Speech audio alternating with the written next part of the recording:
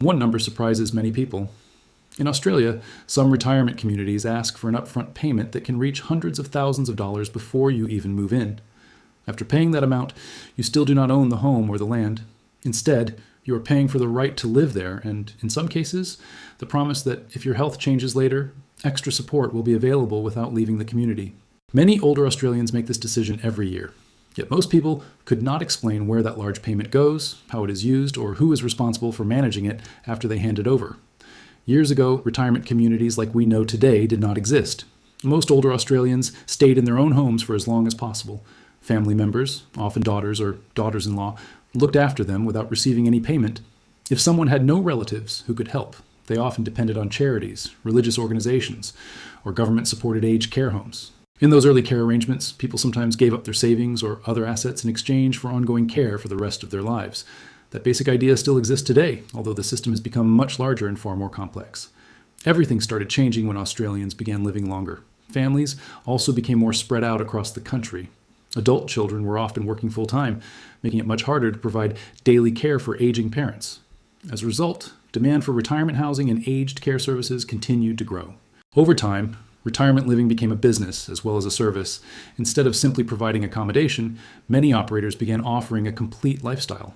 Residents could enjoy shared facilities, organized activities, gardens, dining areas, and social events, while also having access to different levels of care if their health changed in the future. Today, the words retirement community are often used as if they describe one type of housing. In reality, they cover several very different options. Understanding those differences is important because choosing the wrong one can have a major effect on your finances. The first option is a retirement village designed for active older Australians. People usually purchase the right to live in a unit or villa and then pay ongoing management or service fees. These communities often include features such as walking paths, community centers, swimming pools, gyms, gardens, or hobby groups. However, there is one important thing many people misunderstand.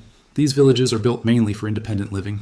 They generally do not include personal care, nursing services, help with dressing, or daily medical support. If your health changes, you may need to arrange those services separately or move somewhere else. The second option offers more support. Residents usually live in private apartments while receiving services such as prepared meals, cleaning, transport, and staff assistance when needed. These communities are designed for people who still live independently but want extra help with everyday tasks. Costs for this type of accommodation vary depending on the location, the services included, and the operator. Monthly fees can quickly add up, especially in larger cities where demand remains high. The third option combines several stages of aging into one community. A resident may begin in independent living, later move into assisted living if extra help becomes necessary, and eventually receive higher levels of care without leaving the same location. These communities often require the largest upfront payment. On top of that, residents continue paying regular monthly fees throughout their stay. Not every contract works the same way. Some agreements provide more protection if a resident later needs additional care, while others charge much higher fees once those services become necessary. Because every operator has different rules, reading the contract carefully becomes one of the most important parts of the decision. For many Australians, these costs represent most of their lifetime savings. In many cases, the family home is sold to help pay the entry amount. What took decades to build can be committed to a single financial decision made during retirement. That raises an important question. When someone pays such a large amount, where does the money actually go? Understanding that answer is essential before signing any agreement. To understand where the money goes, it helps to know how many retirement communities operate behind the scenes. A large part of the industry depends on property. Some retirement villages are owned by private companies, while others are managed by not-for-profit organizations. In both cases, the buildings, land, and facilities require significant investment to build and maintain. Your upfront payment does not usually sit in a separate account waiting for you. Instead, that money is often used to support the operation of the village, repay loans used to develop the property, improve facilities, or help fund future services. The exact arrangement depends on the contract you sign. This is why two villages that appear almost identical can have very different financial structures. One operator may return a large portion of your entry payment when you leave, while another may deduct various fees before any refund is paid. The way refunds work is another area many families do not fully understand. In some retirement villages, you may receive part of your original payment back after leaving. However, the amount returned often depends on the terms of your agreement. Some contracts reduce the refund over time through exit fees, while others link the payment to the resale of your unit. That means your money may not be returned immediately. In some cases, families wait months before receiving a refund. If the property takes longer to sell, the payment can also be delayed. This becomes especially important if the money is needed to pay for aged care or other living expenses after leaving the village. Another factor affecting retirement communities is Australia's aging population. Every year, more Australians reach retirement age, creating stronger demand for retirement housing. At the same time, building new communities has become more expensive because of higher construction costs, labor shortages, and increased interest rates. When demand grows faster than supply, prices usually rise. That affects both entry costs and ongoing fees. Operating these communities is also expensive. Staff wages make up one of the biggest costs. Carers, cleaners, kitchen workers, maintenance teams, nurses, administration staff, and other employees are needed every day to keep the community running. Utilities, insurance, food, repairs, and maintenance also continue to become more expensive. As these costs increase, many operators raise their ongoing fees. While each village follows its own pricing structure, residents often face higher charges over time. This creates a challenge for retirees living on fixed incomes. Many Australians depend mainly on the age pension, superannuation, or retirement savings. Those income sources do not always increase at the same pace as retirement village fees. Over several years, even small annual increases can place pressure on a household budget. Another point many people overlook is that moving into a retirement village does not automatically cover every future care expense. Independent living is different from residential aged care. If your health changes and you require more support, additional services may involve extra charges depending on your agreement.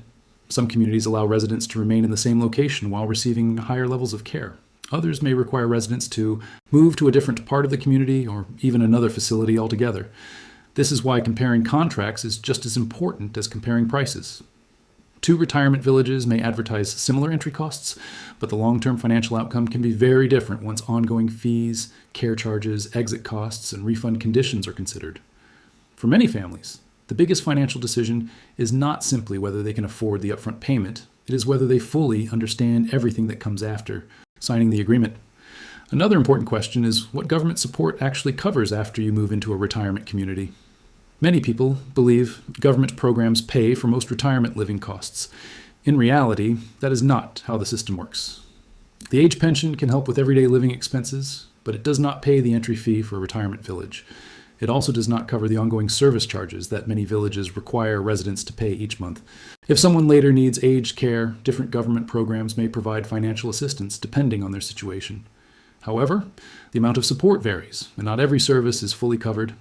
This means many retirees still pay a significant share of their costs themselves. As a result, most people rely on their own savings to fund retirement living. For many Australians, the family home is their biggest asset. Selling that property often provides the money needed for the upfront payment into a retirement community. After that, ongoing costs are usually paid from superannuation, age pension payments, investment income, or personal savings. This works well for some households, but not everyone has enough financial resources.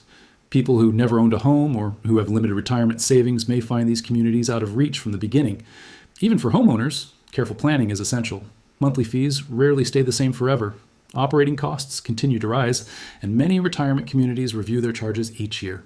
Although annual increases may appear small, they can make a noticeable difference over time. Higher electricity prices, insurance costs, food expenses, wages, and maintenance all affect the amount residents eventually pay. There are also extra costs that families sometimes overlook before moving in. Some communities charge additional fees for a second resident living in the same unit.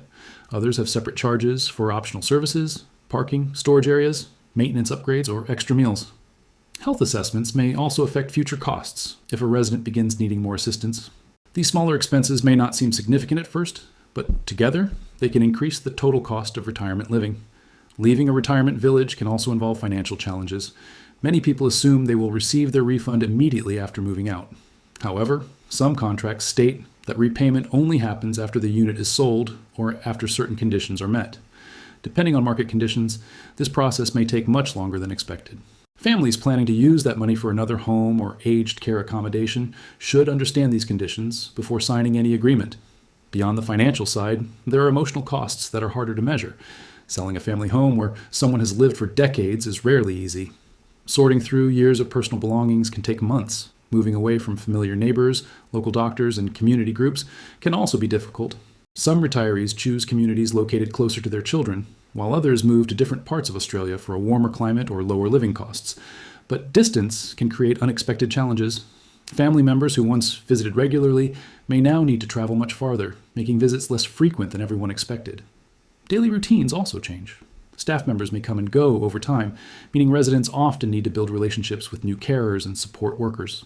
These experiences are common in many retirement communities, yet they are not always discussed during the sales process. That is why choosing a retirement village should never be based only on attractive facilities or modern buildings. Understanding the financial arrangements, ongoing costs, refund rules, and future care options is just as important as liking the location itself. When you look beyond the buildings and facilities, retirement communities are really offering something many older Australians value highly: peace of mind.